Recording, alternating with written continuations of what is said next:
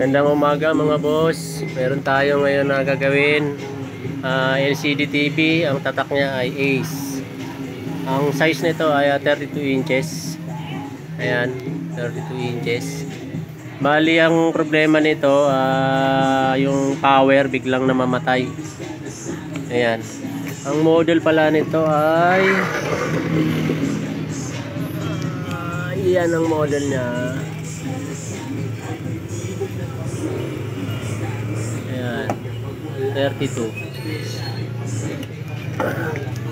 So testing natin mga boss kung anong problema niya talaga. Okay, saksak natin.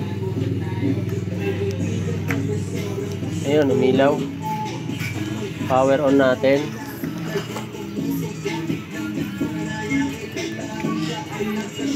Ayan.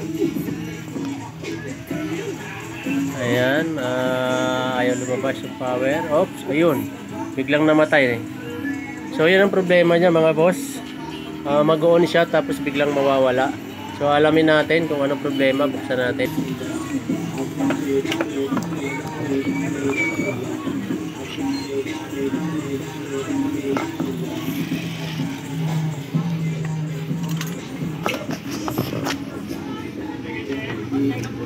Ayan, buksan natin. Ito mga boss, yung loob. Kung papansinin nyo, ito yung pinaka mainboard nya. Parang mayroon na siyang lumobo dito. Ito, lobo capacitor. So, baka ito lang ang problema nya, yung capacitor na yan na lumobo. Kaya namamatay ka agad yung power. So, try natin palitan yung capacitor na yan mga boss. Kadalasan kasi sa mga na-encounter ko, kapag may mga lobong capacitor, nagiging problema yung nagkaka-problema sa power. So check natin, palitan ko muna yan. Ito mga boss, tanggalin natin itong capacitor na to. Subukan natin na palitan, baka makakuha natin sa capacitor.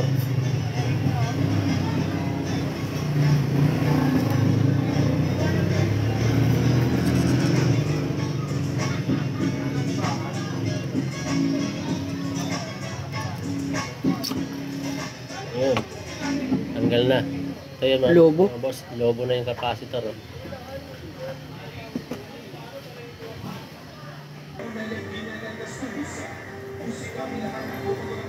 Ayan. Ang value niya ay 100 by 63 volts. 100 microfarad by 63 volts.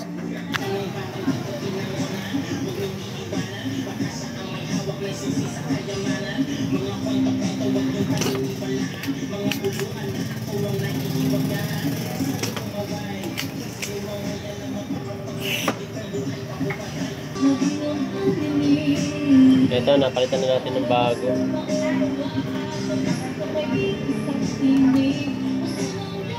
Yan. May bago.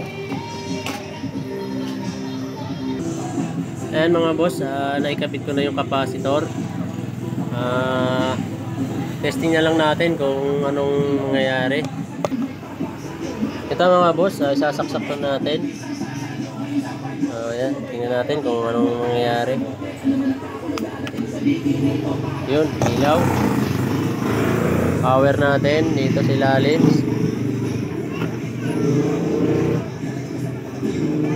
Yun.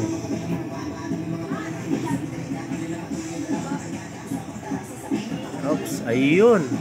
Okay na mga boss. Umana na siya. Success tayo. Bali yung capacitor lang yung problema niya. Okay na.